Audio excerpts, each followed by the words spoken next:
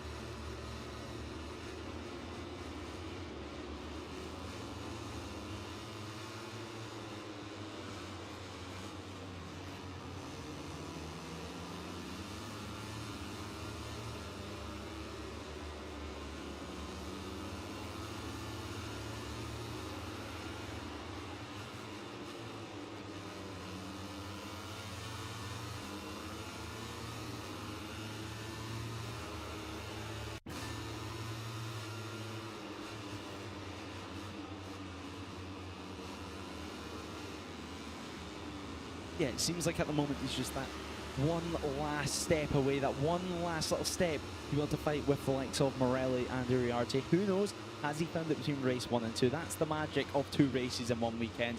I'm sure Zani as well is going to be hoping to have found that magic, because it was a tough race 1 for the Italian. Maybe not what he'd be hoping for going into this weekend, or maybe not what he would even have expected going into this weekend. No, he would have hoped for a bit more, especially racing at home in front of the passionate Italian fans.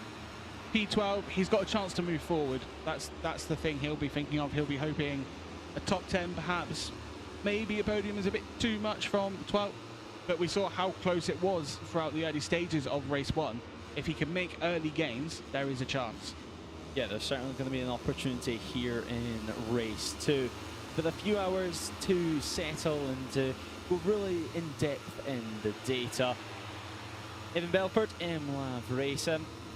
And well, he's looking nice and focused on the grid. He was cheery after the race as well, not to mention the fact he made his way down to Parc Ferme to celebrate with his teammate Marco Morelli. It was a nice moment exchange between the two of those, but of course Belfort this time around, he's going to be starting back on row 5. So a little bit of work to do, as well Nicholas. Now Nicholas did have a fault earlier on, if my memory serves me correctly, so a shame for him. You can see some scuffs actually on his levers, but whatever the case, now is a new race, now is a new opportunity, and just put it to the back of your mind. Exactly. 2 races in a day does give you the chance to instantly put that error or crash or whatever out of your mind ahead of the next round, whereas if you only have 1 race, and perhaps it lingers a little bit more.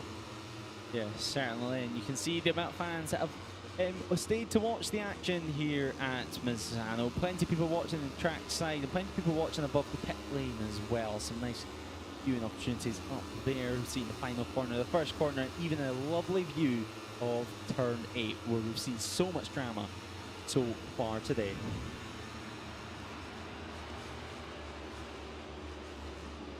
Here we are though, your starting grid for race 2 of Junior GP. Brian Uriarte starts on pole position alongside Marco Morelli and Jesus Rio. Rico Salmela, Pratama and Gonzalez starts from our second row of the grid. So Joel Esteban, Casey O'Gorman and Salva Menzi on row 3.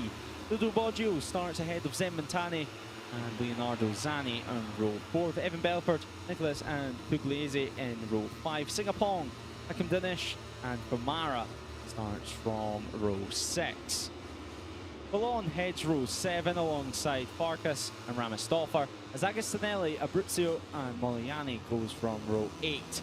Row 9 features Van Tricht, Lucas Brown and Tietse, as we await for our final couple of rows of Bucimi Serpa from Rock Brown at our top 30, and the final spot on row 11 being taken by Rousseau. So we are ready to go on our warm-up lap. Uriarte on pole position.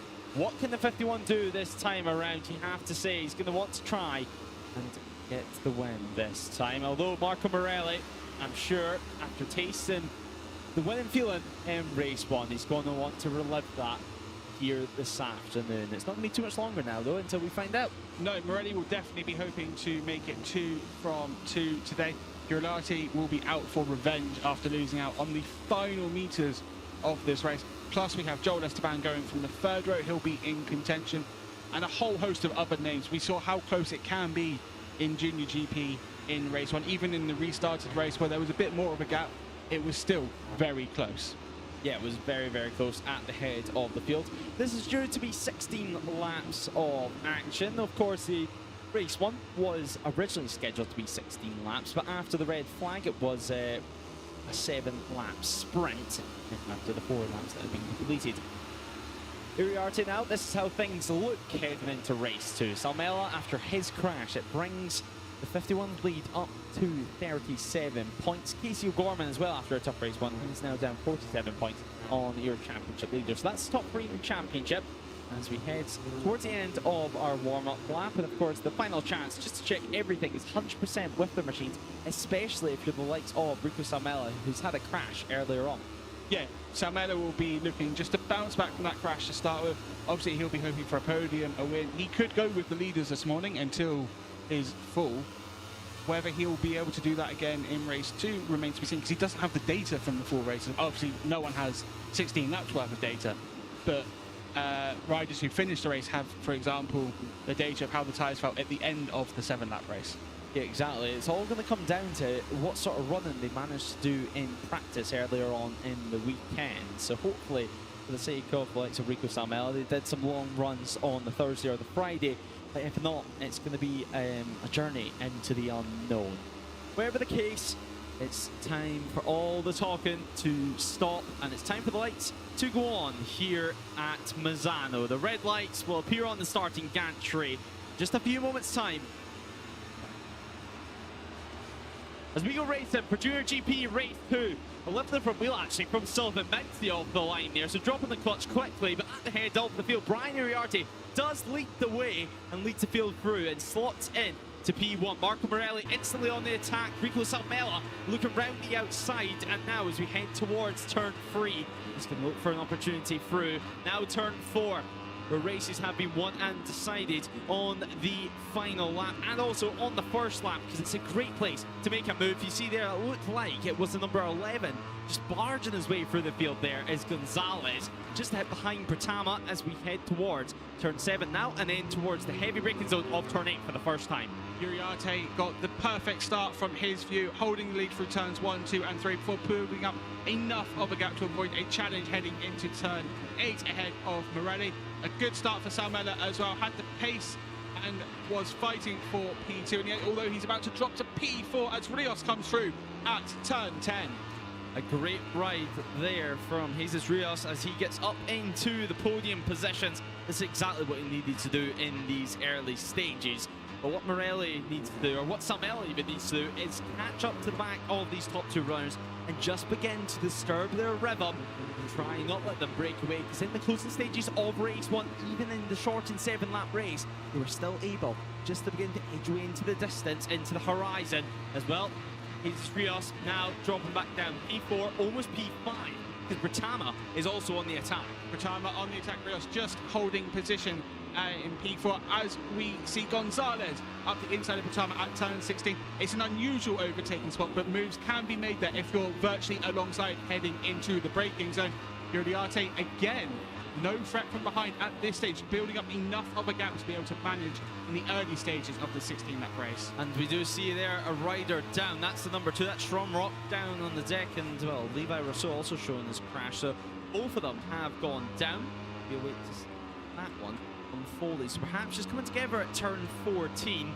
Both of them just getting on with things and trying to get on the bikes as soon as possible. It seems like Levi Rousseau to get the bike started quicker perhaps, because we didn't see him down there. But Stromrock on the number 2. Disappointment as well for both riders. Both riders would be disappointed. They would have been hoping to move forward from their starting positions. But yeah, Uriarte, again, he's just had enough of a gap to avoid being challenged at this stage of race. It's good riding from the number 51, managing the gap to Morelli. Yeah, he's just managing the gap as things stand. You have his eye on the pit boards, of course, as Gonzalez now gets through on Tama. And now, well, Joel Esteban looks to follow through. So Joel Esteban looking to get involved in the mix here. Perhaps at the start that we were expecting, maybe we were expecting a little bit more of an explosive start for Joel Esteban, getting himself within that top 5 instantly. But now, the top 4 of this race begin to edge away, because this battle for P5, as entertaining as it is, it's really affecting their times. It is allowing the top 4 to escape. Esteban probably would have expected more when lights went out as well, given how many places he gained in the start earlier. Obviously he wasn't going to gain as many, that was literally impossible, but would have been hoping that he could at least gain 1 or 2 positions. Instead, still running, as we see someone run very wide out of turn 15, couldn't quite make out. I want to say that was Evan Belford. So Evan Belford potentially running away there, although we'll wait for them to cross the line and see. Last lap of the race being Brian Uriarte, and that was Evan Belford's dropped all the way down. So is Boggio, but Belford down to P14. So, well, Brian Uriarte, fastest lap of the race. And now you have to say, put down the hammer nice and early out here at Misano. Misano is a track where you can build a gap to your rivals, especially if they're squabbling behind you. At the moment, they're not really fighting, but it looks like Uriarte just has the pace advantage. He was 2 turns quicker than the 3 riders directly behind him on lap 2. Now, well, beginning to the little bit of time is Morelli. What he doesn't need is for Rico Salmella's front wheel or front tyre to be coming up the inside at any point during the next couple of laps. Otherwise, well, they can say goodbye to number 51 and then leave themselves for a lot of work to do in this closing stages. Because we see it time and time again this year. It's so impressive to watch, though, out on track. This is the battle of Pratama just ahead of Esteban and O'Gorman at the back of that one, and then just a little gap between themselves and Zen Matani and Salvamanzi, who currently rounds out the top 10.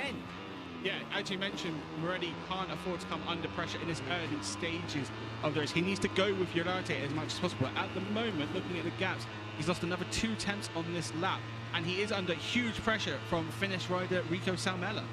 Yeah, Rico Salmela, a talent that has been in many teams' watch lists, shall we say, over the last couple of years. He's so impressive to watch out on track, and always quite a consistent rider, actually. It was rare we see him make the mistakes, as we see a massive, massive white moment for Marco Morelli. A few riders behind, I think the likes of Salmela and Jesus Rios perhaps gauging the braking mark on Marco Morelli ahead, so whenever he runs wide, they're running a little bit wide too. Probably, and we know Morelli will be pushing very hard to try and go with Llorente, but we see again, the number 51, a 1:41.2 last time round. Morelli 1:41.5, as were Salmela and Rios. So another 3 tenths gained.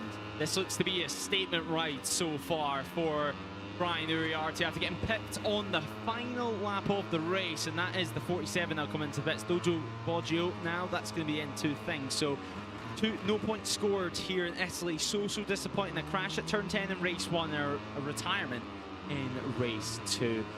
Whatever can be helped, it's now time to reset and get going again at Barcelona for him as the battle does continue. But Brian Uriarte perhaps after getting pipped on that final straight in race 1, now just trying to show everyone exactly what pace he well and truly has. Uriarte looks like he is on a mission in race 2. He is building up a gap every sector. Now 7 tenths across the end of sector 2, which is just before turn 9, and visibly the gap is growing. Salmela once again close to Morelli as we head into turns 13 and 14. Is he going to be close enough to send it up the inside under braking? Not this time. Yeah, not this time around at turn 14. Lines can sometimes merge in there as well. It's so tricky to get moved on. You have to show your front wheel nice and early so the rider knows you're there. But Marco Morelli on the green, we're going to have to keep an eye on that one, because if he does that a couple more times, you could be looking at a track limits warning. We've seen actually earlier on in some of the other classes, well, they're not afraid to hand out 3-second time penalties for exceeding the track limits too many times. No, going on the green will give you track limits warnings, and that will lead to a penalty if you continue to use the green. Going on the blue is not a track limits offence, and of course on the last lap, going on the green, regardless of whether you're fighting, you will be demoted 1 position in the classification. Yeah, exactly. If you're within that half a second to the rider behind, will be demoted. As well, Marco Morelli at the moment, he's going to be pushing. You can see him heading onto the blue there. That's okay. That won't be counted towards his track limit tally. As well, looking on the outside is Rico Salmela, not able to make a move work this time around, though. Of course, racing for the Estrella Galicia team, and one of the best teams in the paddock, always producing talent for many years now, as of course Jesus Rios just follows behind. In the 54, you have to wonder at the moment if perhaps he's just keeping his powder dry, just trying to keep things nice and calm while he watches all the action in P4 and watching them burn up rubber ahead. It would be a good strategy from the number 54 is if he is doing that, especially knowing the pace of Morelli and Salmela. You would think would be a bit quicker. That is the Manley down at turn 10 on the exit of the long lap loop there. You can just see it right behind him. Yeah, Salvamanzi down at turn 10. Disappointment for the CF Moto Aspar squad, but of course he'll go back to the drawing board in Barcelona. Perhaps it looks like he got that bike going again, so hopefully he can get that run in and at least make it to the end of the race and see the checkered flag for the sake of gathering some extra data. Meanwhile, his teammate out on circuit, Joel Esteban, remains in P8. No inroads as of yet, but are we going to see a move now from Jesus Rios on the run to turn 1? He sets it up, he looks up the inside, but just a little bit too far back. Not seen too many moves actually made over at turn 2 so far in this race. And we've seen some excellent moves in race 1 made at turn 2, so perhaps waiting until the closing laps, because there still is 11 laps to go, so still a nice distance to be ran here at Misano. Still a long way to go in this race. Another look at the times though, and JuniorGP at 1:41.4, Morelli and Salmela 1:41.9. The gap now 1.6 seconds as JuniorGP has bolted at the front of the field. Yeah, he's sprinting away at the front, he's charging away, and he's, well, got the bull by the reins as, well, this battle does continue for second place. 3 of them scrapping away, and now turn 9 comes back into picture. It's really light of stern as things stand. Marco Morelli is not a rider known for cracking under pressure, and it doesn't look like he's going to be doing that this time around, although very, very close once again to the green. He's going to have to start being careful with that. Rico Salmela using the slipstream, pulls alongside, heading into turn 11. Through Carbone we go. All the way on the inside curve was Rico Salmela, and that is a move done. Second place now for the 27. He's looking for a good result after crashing out in race 1. He's looking to try and stop him the 51 to extending his championship lead even more, because if it stayed as was, it would only be 5 points lost, 5 further points lost as what it was earlier on this morning. So important race for Salmela in terms of his championship and keeping those hopes alive. It is absolutely important for Salmela to see if he can limit the damage effectively at this point, looking at the gap. More than 2 seconds across the line in favour of JuniorGP. Now, as we see Rios up the inside of Morelli at turn 1. So Morelli dropping 2 positions in just a few corners. Now we'll see whether Salmela and Rios have the pace to challenge JuniorGP, but they do have a big gap to bridge before they even think about overtaking him. Rios clearly doing his research here at Misano, because that was a textbook move on the run to turn 1. Now he continues his fight. He sets sights on second position on Rico Salmela, who sits in P2. The 54 will enter the slipstream now, making the way towards turn 8.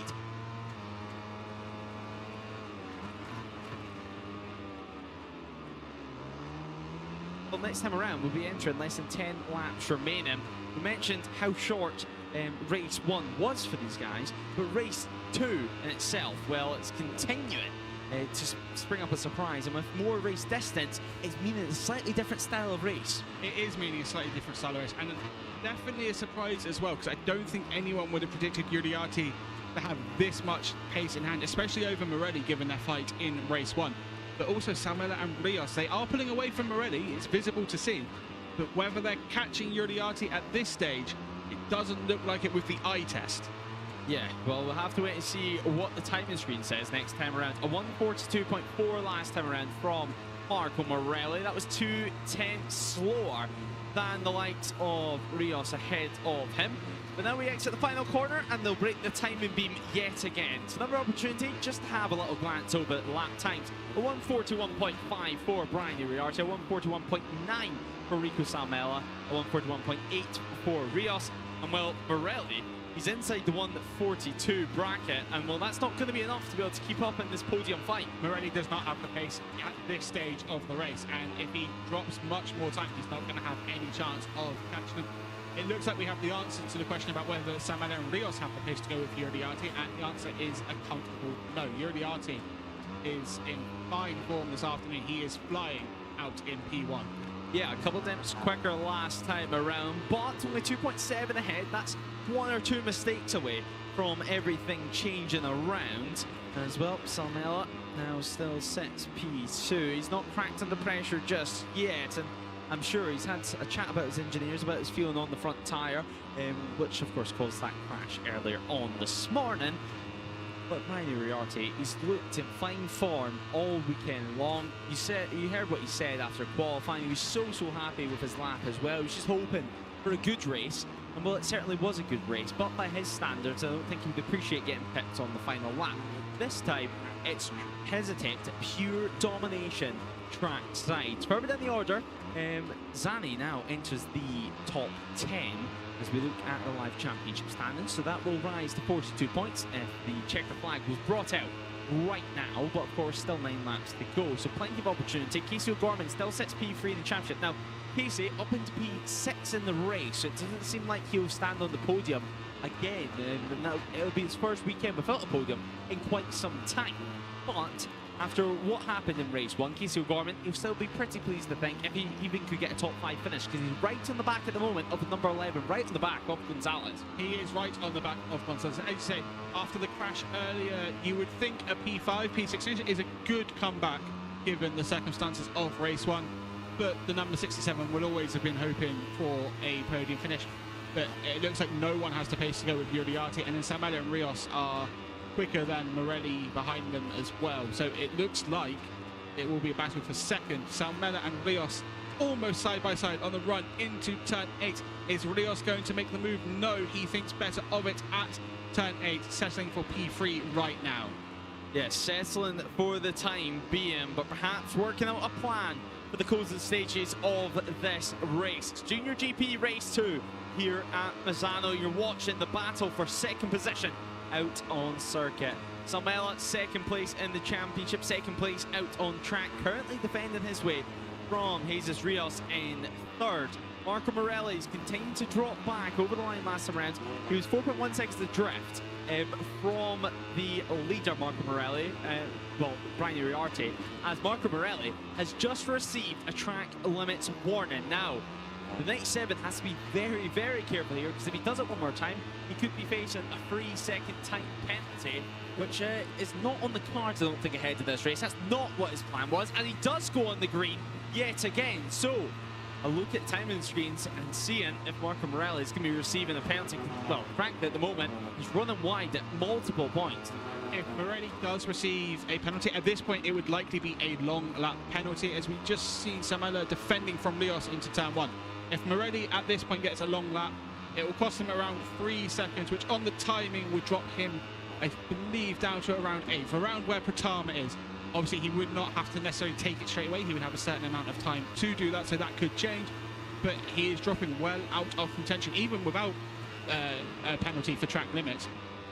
Yeah, of course, even without penalty of track limits. Dojo Boggio has rejoined in this race, perhaps just gathering some data after a tough race too. So whatever was damaged earlier on this morning hasn't been fixed, and now it's time just to double check things before they arrive at the next round of the championship. But of course, yeah, as we said, if Morelli did receive penalties, he would have 3 laps to complete any long lap, unless it was caused in the last 3 laps. Then if he didn't take it, it would be then converted to a 3-second time penalty. But more on that if we have to deal with it, because hopefully for Marco Morelli's sake, he's going to be okay in this one. But we'll just keep an eye on things, because still 7 laps to go, so still plenty of opportunities to make a slight mistake. That's all it is. These Junior GP riders on the absolute limit, and Marco Morelli, although he's lost some time over the last couple of laps, he's had a good 1 or 2 laps now where he's beginning just to keep tabs on them, I think it's fair to say. But he can't push any harder, otherwise he'll be down the road. That's how hard you're having to push. Absolutely. He has stabilised the gap to the riders in front of him, but he is some way back, around 8 tenths at the start of lap 10. We'll just see what it is at the start of lap 11 as they cross the line. It's 6 tenths between Salmela and Morelli. Just to note though, only 1 rider in the top 8 last lap was in the 1:41, and that was Uriarte. He was half a second quicker than Salmela once again. Yeah, exactly, and well, it proves how hard he's having to push, even at the head of the field. He doesn't necessarily have to, but I think in his head he feels like he has to. Although, when you're in this situation where you've got such a lead, a 4.2 second advantage, almost the best thing you can do is to continue to push this hard. It's the moments where maybe you back off slightly, that's when you can have a lapse of concentration, and suddenly all that work is for nothing. As well, because Salmela has to work for this P2 still, because these 3 riders are getting bunched up once more, and I think it's fair to say Jesus Rios is going to have all the data. He's going to know exactly where that move could potentially be made in these closing laps. Even if it came down to the final lap, I wouldn't be shocked if we see Rios going up the inside. No, I don't think anyone would be shocked. He is learning so much about where Salmela is quicker than him, where Salmela is slower than him, and it will all be a calculation he's making in his head, where to make the move and when. Yeah, and where is that going to arrive? We await to see.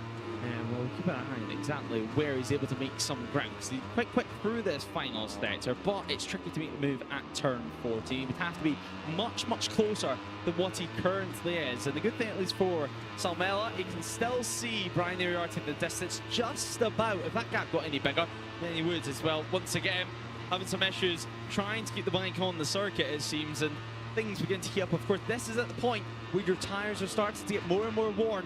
Perhaps they're not wanting to do the job that they were doing at the start of the race. You need to ride the bike ever so slightly different as Pratama goes down the inside of Casey O'Gorman. Can O'Gorman respond at turn 2? The answer is no. Joel Esteban now looking to attack. Just on Morelli, he was on the green on the exit of turn 15 on the previous lap, so he has been given that track limits warning already. So just something to keep an eye on with 5 laps to go, because, well, at the moment he would drop to around P7, P8 with that penalty, but there is a big gap, a big group, sorry, that are 2.7 behind. So if he has the pace to go with Rios and Salmela to bridge that gap, he might actually not be penalised even with a long lap or a 3-second penalty. It's just come up on timing. Morelli has a long lap penalty. Marco Morelli, a long lap penalty, race 1 winner to P4 runner, and you would have to say that's going to drop even further down the list as he'll see the long lap come up at the start-finish line next time around. So disappointing for Marco Morelli, but to top 5 finish still isn't off the cards here, I think it's fair to say. If he can rejoin into that group or near that group that Casey O'Gorman and Pratama and Esteban are fighting in, perhaps he can get himself a top 5 finish still. If he can use the slipstream of Salmela and Rios just to bridge that gap a little bit more, because he's around 2.7 ahead of them at the moment, 3 seconds for a long lap roughly. There's a chance he might even take the long lap and come out ahead of them, given that they are also squabbling over P5. Yeah, he's going to need the perfect lap ahead, and the real question is, how long does he wait? How long does he want to wait to take the penalty? You can see the yellow boards held out by the marshals there on the start finish straight. That is a penalty board, and that will have all the information that the number 97 needs to know. And this is the exact moment that he was given it. He ran wide at the exit of turn 15, rejoined just ahead of turn 16 after previously receiving a warning. That's been given a long lap penalty, and now it's going to be, when will he take it? Will he take it straight away or wait a few laps? It's a tricky one at this stage of the race, because he can't leave it too long, because then if he does need to pass riders, he won't have the time to do it. At the same time, you don't want to drop behind 2, 3 or 4 riders when you know you've got the pace to stay ahead. So it's a tricky one. Perhaps looking at the gap, what is it now, 2.4? It looks like it's come down a little bit, so maybe he needs to take it now and then have the chance to pass on track. Yeah, well, we'll wait and see what he does. We arrive at turn 10. Now, he's not going to take it this time around, so perhaps just waiting another lap or 2.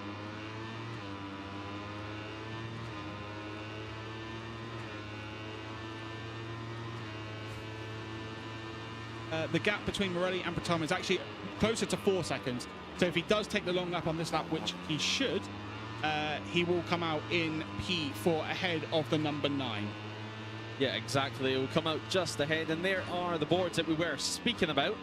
So long lap, 97, and you'll have a good eye on that one. But Joel Esteban now ahead of Casey O'Gorman. Joel Esteban nearly actually running into the back of Gonzalez. They're also having a moment, so continue to fight away. Rico Salmela looking up the inside now because he's dropped back the position. So Rico Salmela down into 3rd, Jesus Rios into 2nd, and well, O'Gorman and Pratama getting very, very close together on the circuit. So is like Esteban in that group behind. So if you're Marco Morelli, I don't know where you would want to be on circuit, because it seems like no matter where you are, you're going to be getting yourself involved in the dogfight. Unless if he takes it now, gets a gap from himself and the guys ahead, and then also can hopefully, for his sake, get ahead of the likes of Pratama, Esteban, Gonzalez and O'Gorman. And he does take it now. We arrive at turn 9 and 10.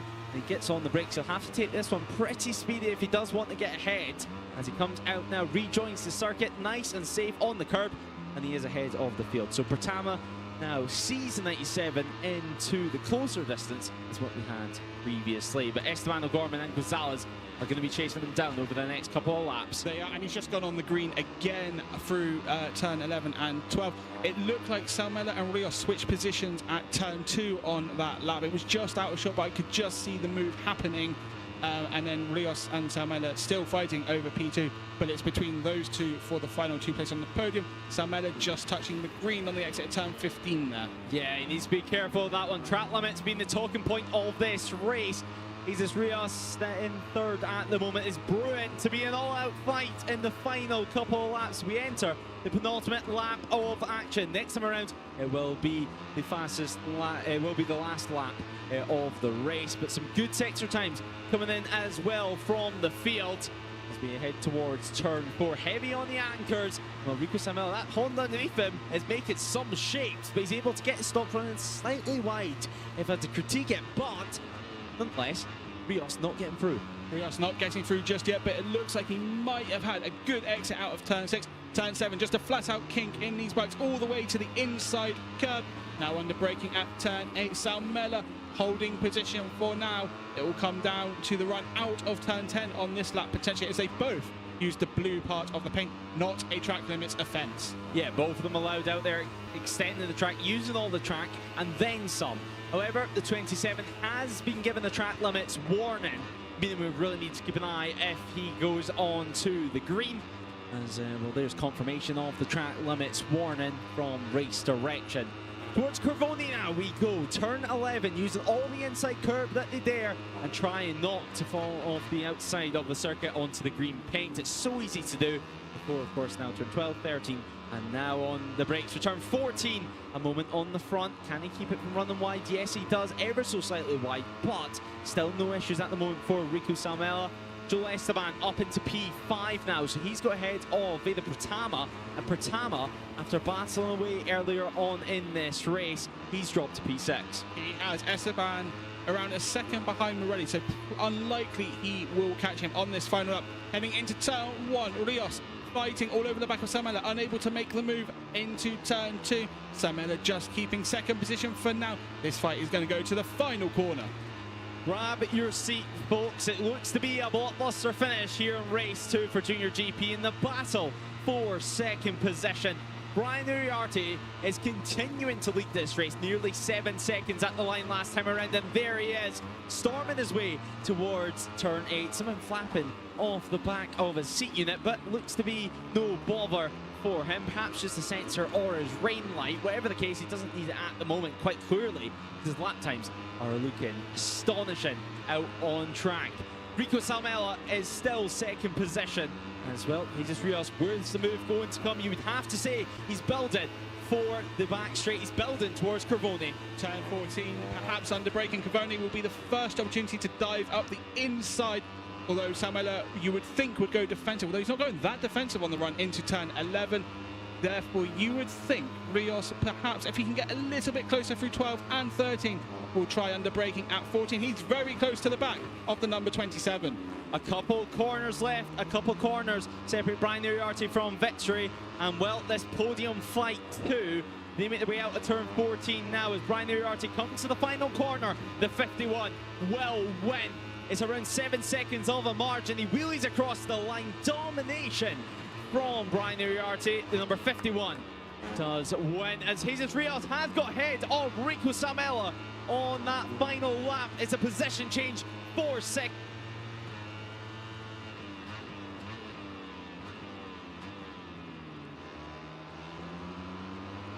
position.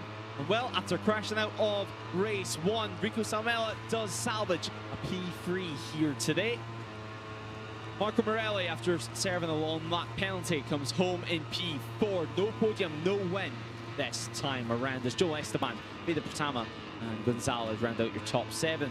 Casey Gorman finishes in P8 as Matani and Leonardo Zani round out the top 10 finishers currently. Of course, we'll wait for the results to be officially declared. But a nice little stoppy for Brian Uriarte. Handshake as well with the marshal, celebrating away. I am sure he's going to enjoy this one a lot more in Parc Ferme. He was so close earlier on.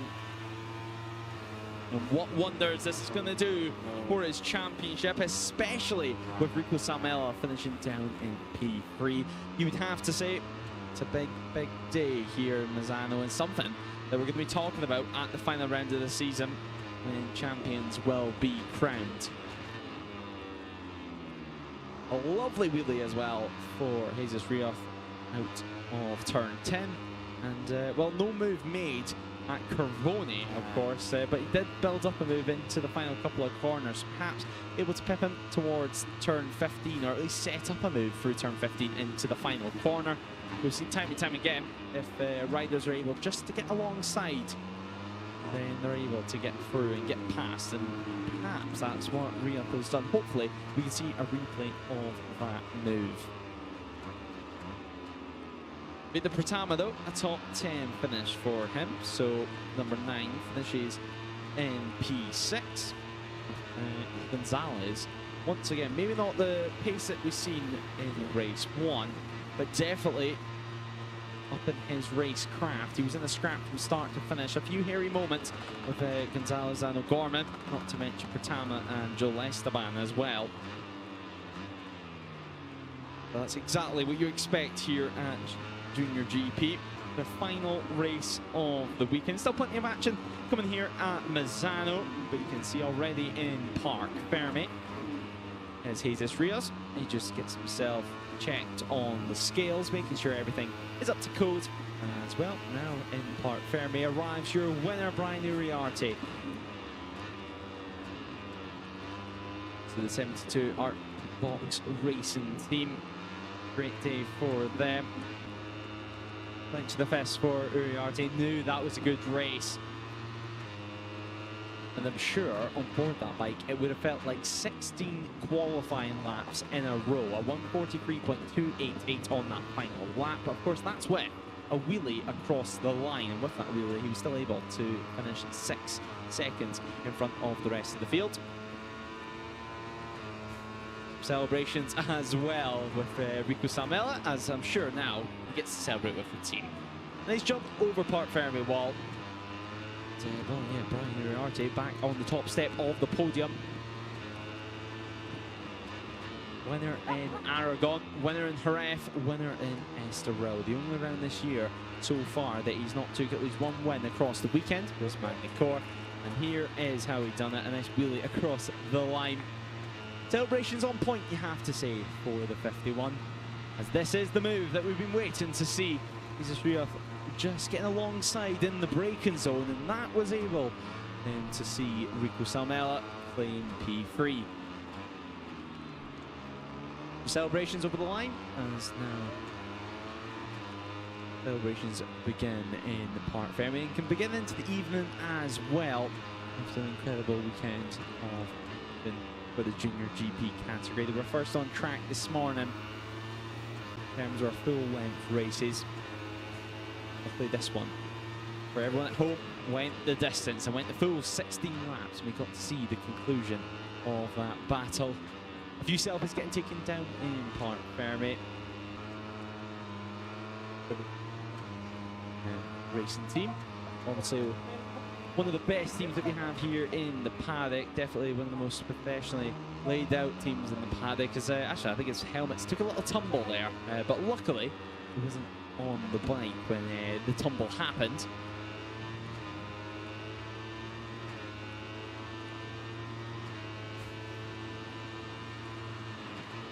Rios and Salmela talking about that battle. A lot of movement, it seems, from the rear of the bikes. I think both their tyres were pretty much done after 16 laps of battle. I mean, it is very, very warm, over 40 degrees track temperature currently. And that's thanks to the sun that's been beaten down on the circuit pretty much all day long.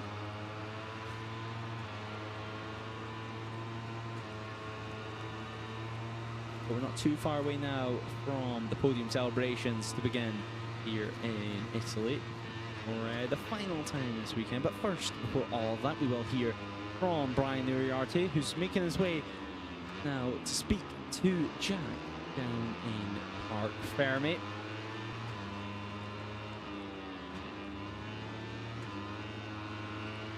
Celebrations all around, and a Sunday to remember here in Italy. I'm sure the podium celebrations they'll be able to get fully into it this time around.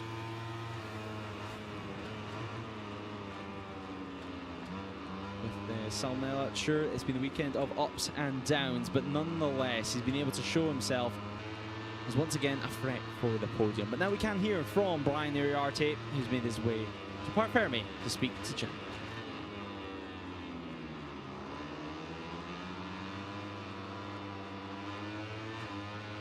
Ryan, that was a statement win. What a way to bounce back from disappointment in race one earlier. How did you feel after that one? Yeah, honestly, I didn't expect to go away, but I knew that I was having some pace to do it. But yeah, I tried to push as much as I could in the first lap at the beginning, and yeah, finally I took a bit of advantage. Yesterday in the qualifying, I knew I was super fast.